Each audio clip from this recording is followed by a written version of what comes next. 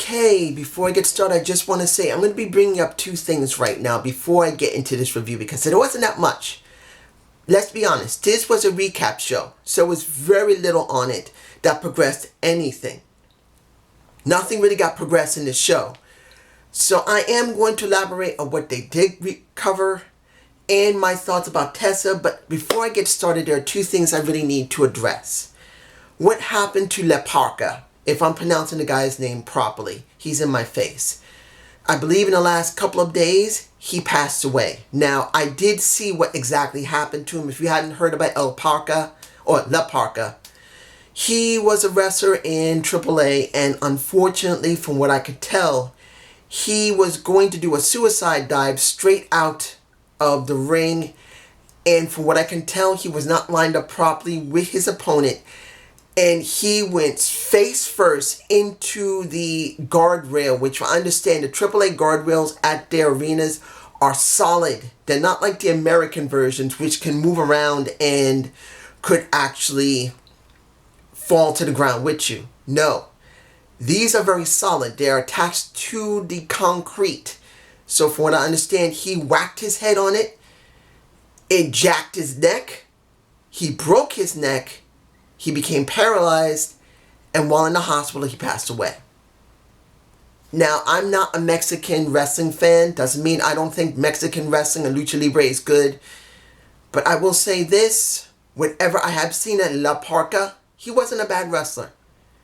And seeing a wrestler die that way is just horrid.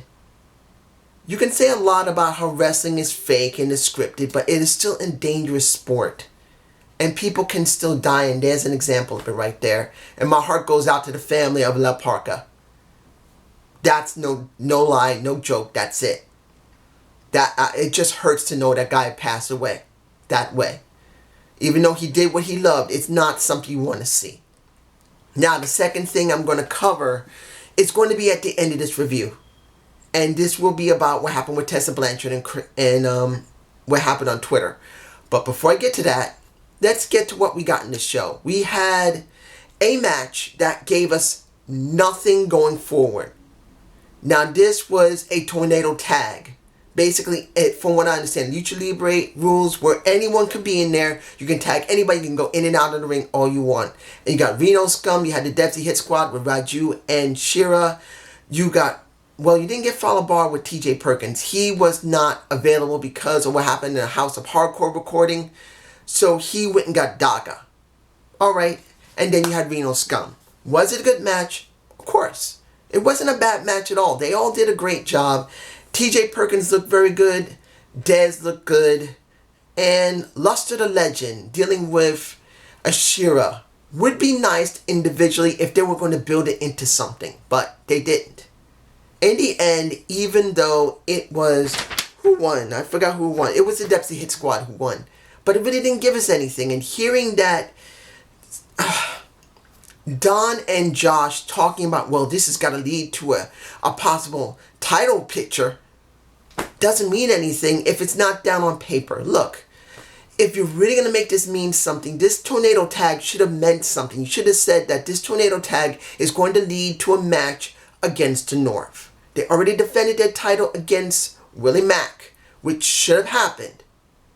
And it had to happen because of what happened with Rick Swann. But in the end, you should have set this up for next week or 2 weeks from now or 3 weeks from now. You could have set this up and make it mean something. Give several vignettes to the Dempsey Hit Squad. Give it to Shira. Something to Raju. Give them something. But it doesn't really mean anything. That's the truth. The next thing we had was a match between Swinger and Joey Ryan going against the Dick of Steel. I don't mind seeing these two actually work together in the tag team. The Click, I wouldn't call it that. Old school porn, I think would be, old school P would be actually kind of cool. The old school P, old school and porn, because Joey Ryan makes you think of porn. There you go. Was the match good? It was funny. That's how it's always been. It's funny. But in the end, did we gain something going forward? No. We didn't really gain anything going forward. We didn't really gain any type of traction for Joey Ryan getting into any title picture or getting into the tag title picture or any major type of feud. You didn't get anything. It's like a one-off, like what happened with Joey Ryan and Shamrock. It's the same thing. And I wouldn't mind seeing something interesting with Joey Ryan. He's charismatic. He's funny. He's got the D. But this is what you get. The final match was a fatal four-way for the X Division, which has Ace, Moose, Fallah Bahh, and Eddie Edwards. Now, pretty much they all had something to say throughout the night, which was okay. But really, I would have rather seen this built up into a really important deal. Another couple of impacts. 3 weeks building into it, or 2 weeks building into it. Hell, you could have saved it for Rebellion. Have some type of tournament to go up against Ace Austin. I think would have been better than just a four-way fatal four-way. And in the end, Ace won, which I didn't expect him not to win. When it comes down to it, the matches were average. It was alright. It's nothing surprising. They gave us good matches that we could say, okay, it was good. The majority of the show was recaps of Hard to Kill and some segments that were funny.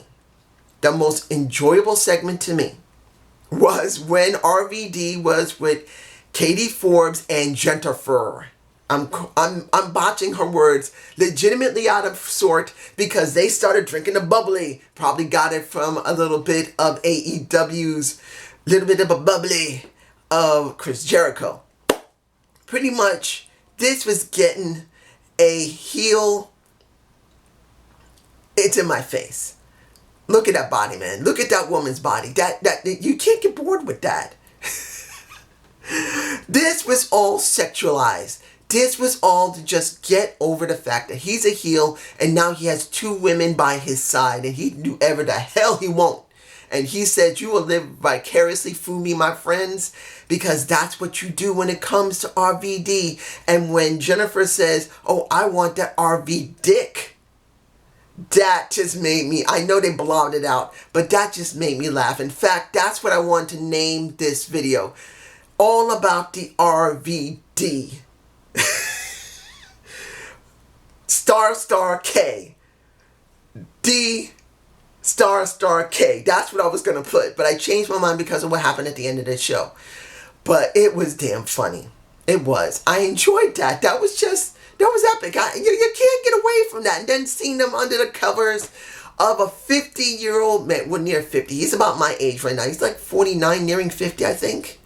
So I'm 48, about to become 49 in July. He's probably 49, about to become 50.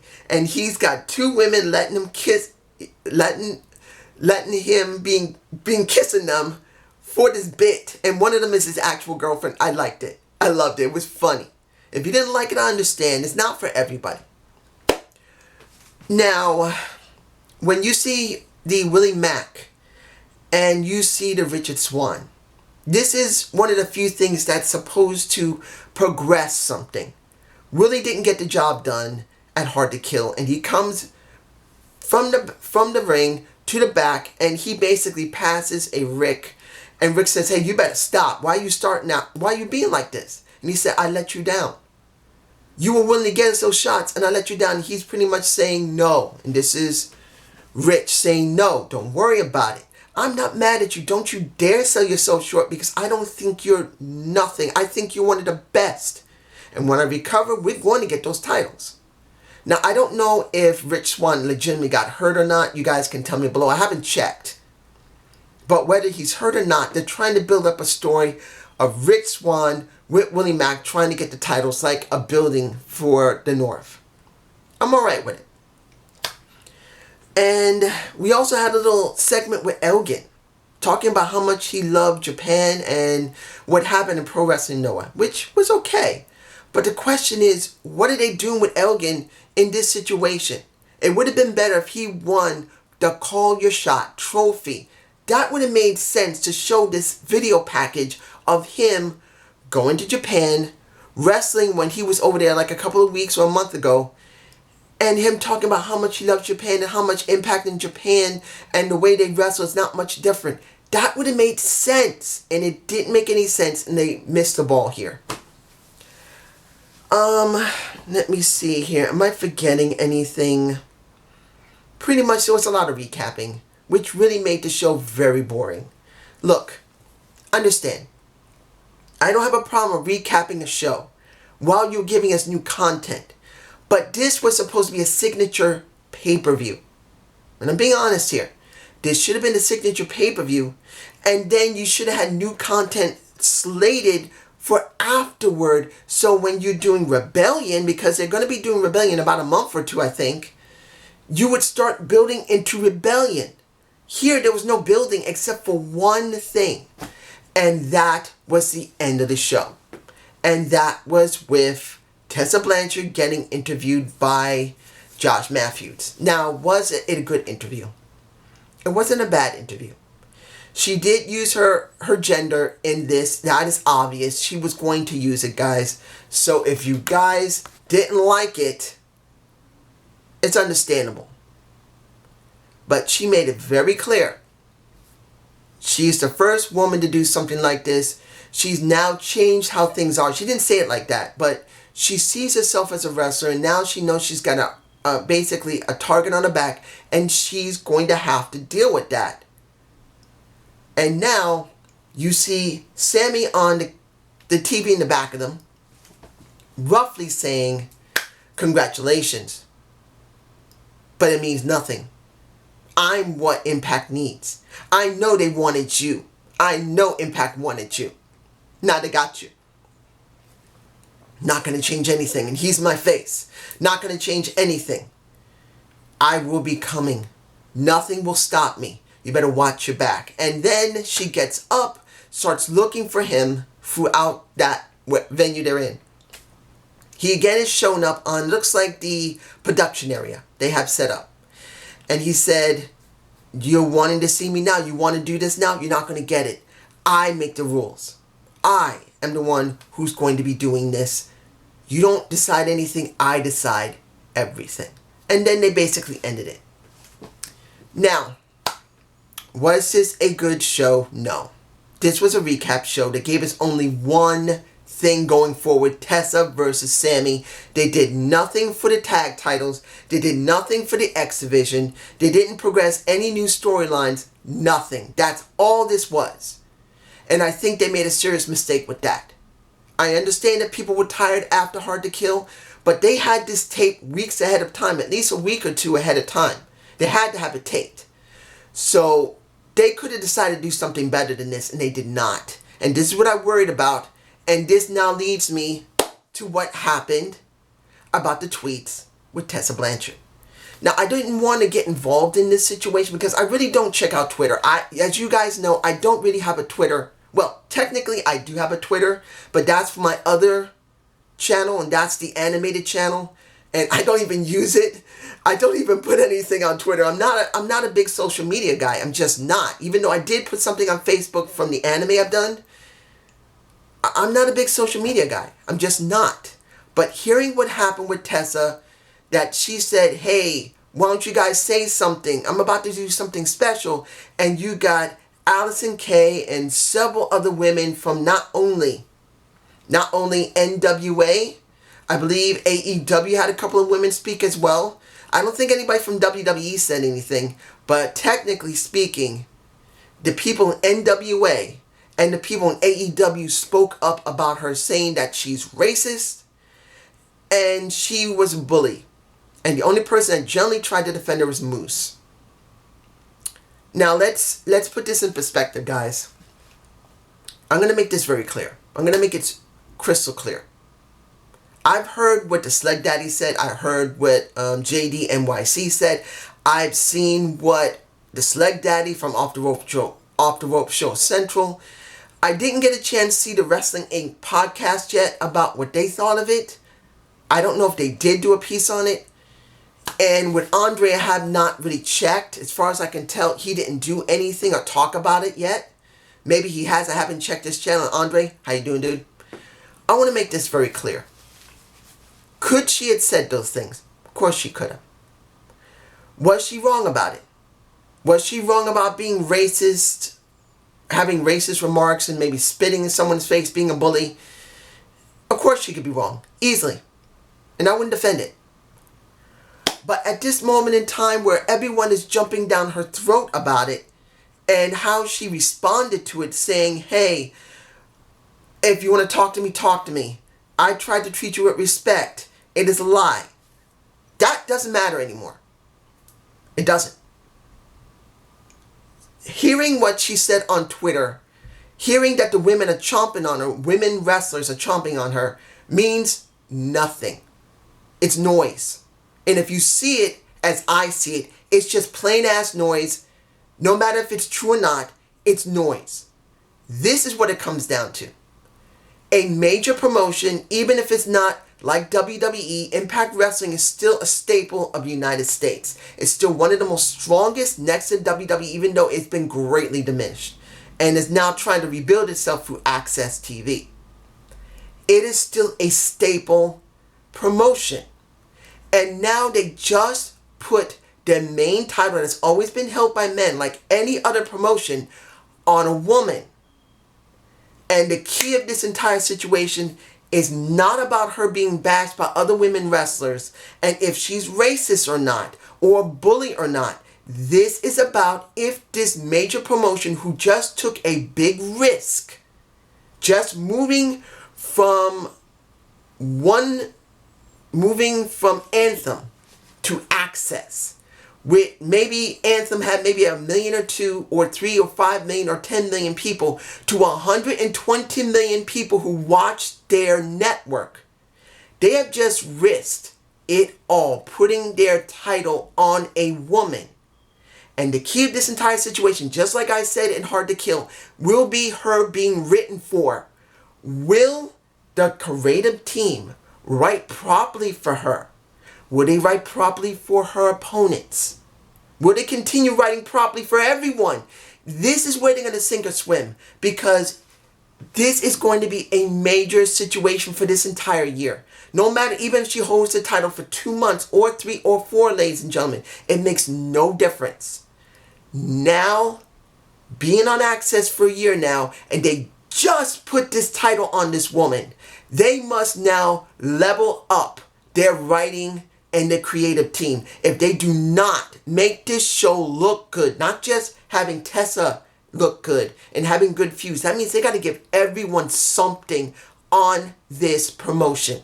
Yes, it's taped, understand that. But if they don't make their promotion look good after putting the title on a woman, they're going to end up destroying themselves. Not because it's a woman that's holding the title. No. This is not about if it's a woman holding the title. This is about the promotion taking a huge risk in somebody. And notoriously, for years, they have not properly written for their people. I don't care if people don't want to think about what happened during the Jeff Jarrett era or the Dixie Carter era. Impact Wrestling, known as TNA / NWA, then going TNA, now going Impact Wrestling. It makes no difference. For all these years, they have never been able to write properly for their wrestlers, their talent. Always maybe a few get something, and then everyone else gets nothing, and then they overdo it, and then they screw the pooch. Now they've done something well outside what they normally would do, what anyone would do. They have now put a title on an individual that has become extremely,